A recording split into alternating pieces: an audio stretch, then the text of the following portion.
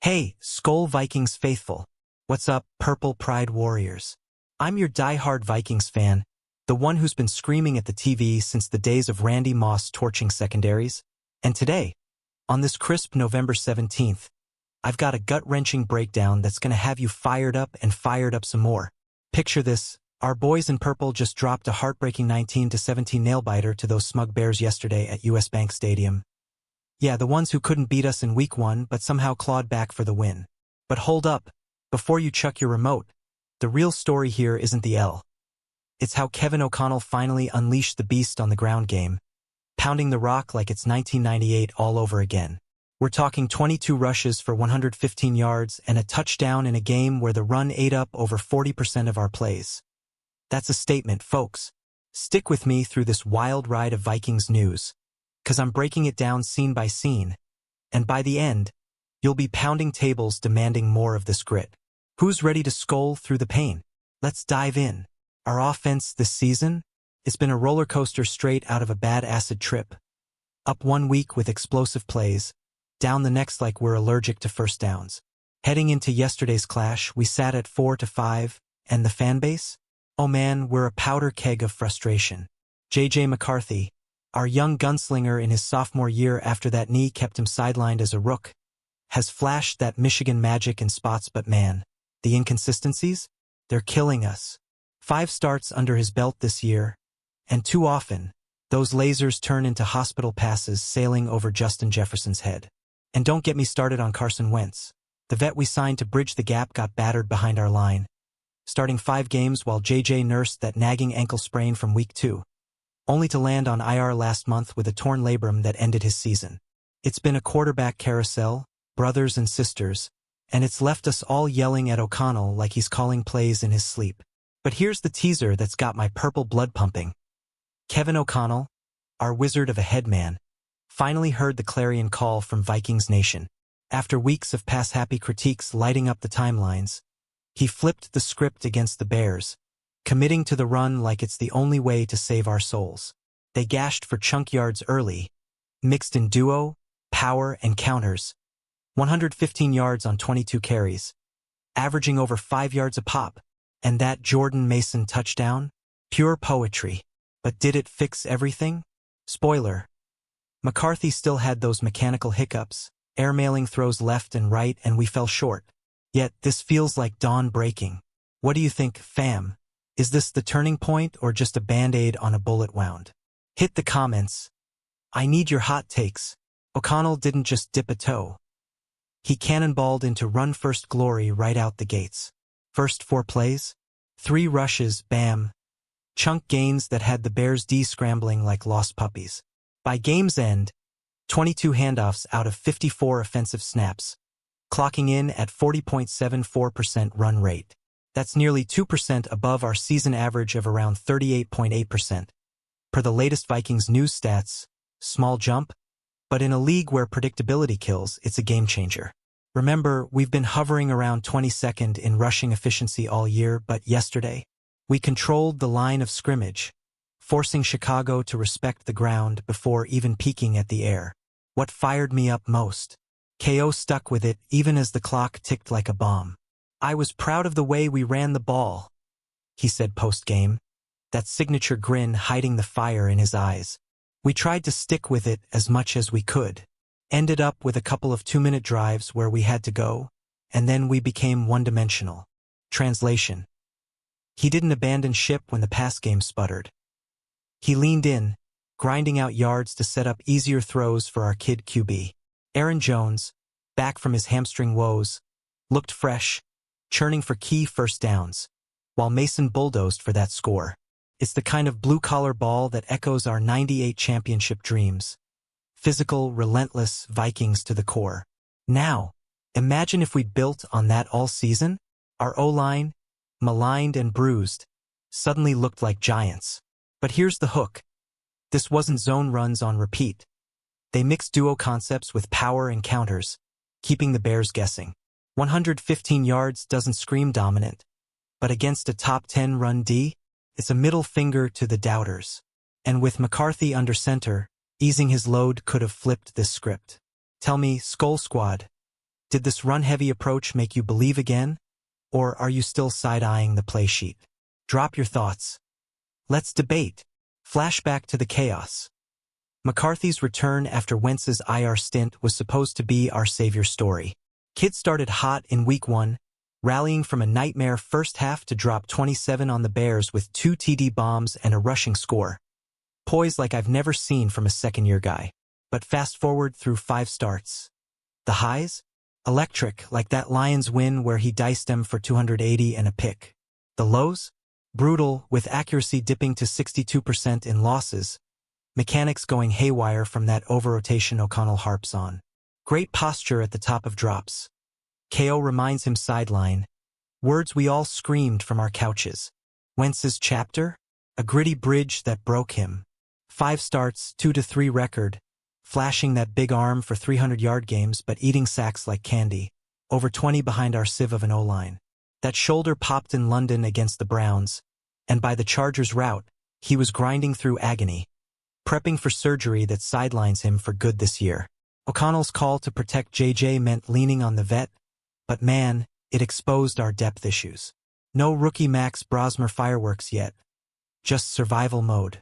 It's the kind of QB saga that tests a fan's soul. Do we rally behind the kid or pine for stability? Yet, in the Bears' loss you saw glimmers. McCarthy's go-ahead drive late, hitting Jefferson for 13 yards before the failed 2-point try. But those second-half zeros through the air? 2 picks, one on a hospital heave to Byard, another from funky footwork. Per Vikings News, his completion rate cratered to 48% post-halftime. Stark reminder he's still raw. But hey, every legend's forged in fire. This is JJ's forge. Who's with me? Is McCarthy our franchise savior? Or do we need a miracle worker? Sound off below. Your voice matters in this purple storm. Criticism rained down like purple hail on O'Connell's play calling all fall. Fans on X, analysts on ESPN, everyone from purple diehards to national suits called it pass-obsessed, predictable, a betrayal of his Shanahan roots. Why force the ball when the run's there? We tweet, hearts sinking as 3rd and longs piled up. Season stats back at 38.8% run rate league-wide middling. But in losses? Dipped under 35% with QBs under siege. O'Connell, the ex-QB whisperer, absorbed it all, that calm demeanor masking the grind. But last week, the air shifted, he tuned in, turned up the volume on the run. It culminated yesterday. Not just volume, but commitment. They ran on the final drive pre-2-minute warning, milking clock in yards to baby McCarthy's arm. We didn't go away from it until the clock was a major factor. KO noted, pride swelling. That's coaching evolution, folks. Adapting mid-season, silencing the noise. Vikings News highlighted how it juiced our time of possession to 31 minutes. Up from our 28 average. Bears D, gassed by halftime, couldn't stop the bleed. It's the blueprint we've craved. Balance that breeds belief. But let's be real, critics won't hush yet. One game doesn't erase 10 of inconsistency. Still, this feels like O'Connell reclaiming the narrative, proving he's got ears and guts. Imagine the ripple. If he doubles down, our young QB thrives. Jefferson feasts on slants off play action. It's electric potential. Question for you Purple Warriors. Has KO won you back with this run renaissance? Or are you holding out for playoffs proof? Comment your verdict. Let's build the hype together. Early game magic, 3 of first 4 plays on the ground, and boom, chunks. Aaron Jones slicing for 12 on the opener. Mason bullying for 8 more. It set tone. Bears stacking the box? Nah, we gashed them anyway, averaging 5.2 yards per carry in Q1. O'Connell's script? Pure genius, duo runs pulling defenders, then counters exploiting gaps. Vikings News clocked it. 45 yards on those initial rushes, flipping field position our way. McCarthy under center, but the run eased pressure. His first dropback? Clean pocket, short completion. That momentum? Snowballed. By halftime, 10 carries for 62 yards, our best rushing half since the Lions thriller. Jones, post-hamstring, looked like vintage Green Bay terror, stiff-arming LBs like yesterday's news. And the O-line? Heroes unnamed, Guard Ed Ingram pancaking defenders. Left tackle Christian Darrisaw stonewalling edges. It wasn't flashy, but it was us. Gritty, ground and pound Vikings, evoking Fran Tarkenton's era but with modern mix. Fans in the stands?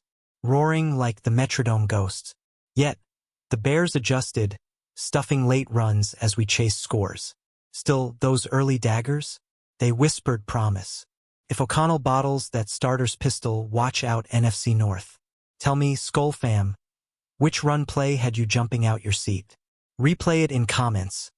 I want to relive the rush with ya. Sticking to the script, O'Connell's pride wasn't lip service. We tried to stick with it as much as we could. He beamed, and boy, did they. Even in 2-minute drills, when past temptation screamed, they sprinkled runs to control chaos. Final drive pre-warning? Handoff to Mason for 4 yards, smart, clock-chewing chess that bought McCarthy breathing room.